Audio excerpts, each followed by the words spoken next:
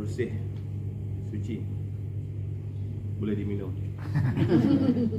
Baiknya sekali begitu kan. Okey, jadi bila dari rumah mula usia kecil kan, anak-anak kecil, apa yang berlaku di sekelilingnya ketika dia membesar di rumah?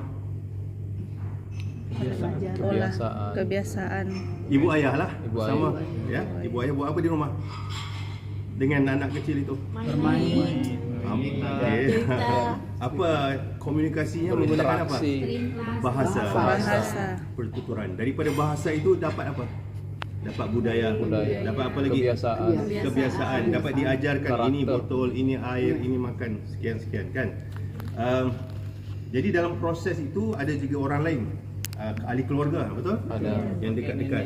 Ya, nenek-nenek semua. Tapi dalam proses ketika membesar itu, daripada usia kecil, usia awal itu kan, ada tak anak-anak itu terdedah dengan benda-benda yang tidak baik? Ada. Apa yang kita nampak di sini, apa yang akan berlaku perubahan adalah mula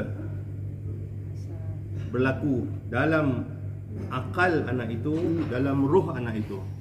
Daripada suci murni bersih, mula-mula terdedah. Sumbernya daripada apa? Daripada YouTube sikit. Daripada kata-kata ibu ayah sikit yang mungkin Menyakiti anak. okay, menyakiti tak apa, Khilaf. tapi mungkin lebih lagi benda-benda yang boleh merosakkan fikiran anak mungkin. Ya. Ada lagi, terus lagi, HP. terus lagi. Teman. Ya, teman lagi. Lingkungan. Masuk ke sekolah TK. TK. Ada gurunya pula. Ya, Ya. Anak-anak TK gurulah segala. Iya, betul. Kepercayaan pada guru itu macam Tuhan. Ya. Guru cikgu, ya dipercayai 100%.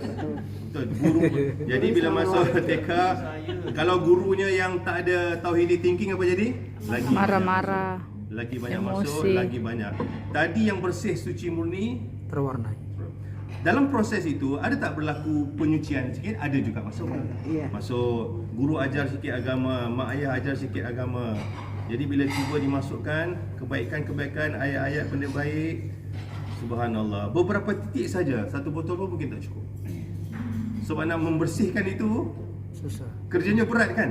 Nak mengotorkan itu senang. Macam dosa kita satu titik, kita buat dosa satu titik hitam dalam hati, betul? Jadi masuk lagi, tak boleh. Masuk ke SD, apa jadi? Kawan-kawan pula segalanya.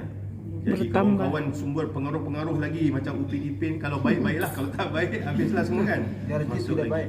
Ya? Darjat tidak baik. Doakan jadi masuk Islam.